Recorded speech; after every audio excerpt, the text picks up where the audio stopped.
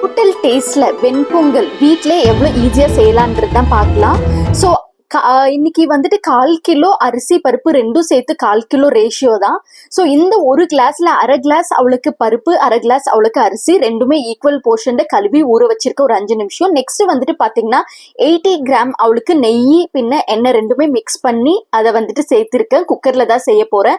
அது கூட இஞ்சி, பூண்டு, கருவேப்பிலை, அதுக்கப்புறம் மிளகு, சீரகம் எல்லாம் சேர்த்து பொரிஞ்சு வந்ததுக்கு அப்புறமா 1 கிளாஸ் அரிசி பருப்புக்கு 3 கிளாஸ் தண்ணி ஊத்தி கொதி வந்ததுக்கு அப்புறம் அரிசி சேர்த்து 3 விசில் விட்டு ஒரு 10 நிமிஷம் கழிச்சு அதை லிட்டை ஓபன் பண்ணா சூப்பர் அண்ட் டேஸ்டான ஹோட்டல் ஸ்டைல்ல வெண்பொங்கல் சூப்பரா ரெடி ஆயிடுச்சு.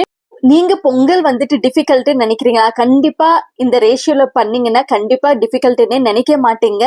நம்ம ஹோட்டல்ல சாப்பிட்ற அதே டேஸ்ட் இந்த பொங்கல் இருக்கும். ஸோ ட்ரஸ்ட் மீ, ட்ரை பண்ணி பாருங்க, கண்டிப்பா உங்களுக்குமே பிடிக்கும். பிடிச்சிருந்தா லைக், ஷேர் அண்ட் சப்ஸ்கிரைப் பண்ண மறக்காதீங்க. தேங்க்ஸ் ஃபார் வாட்சிங்.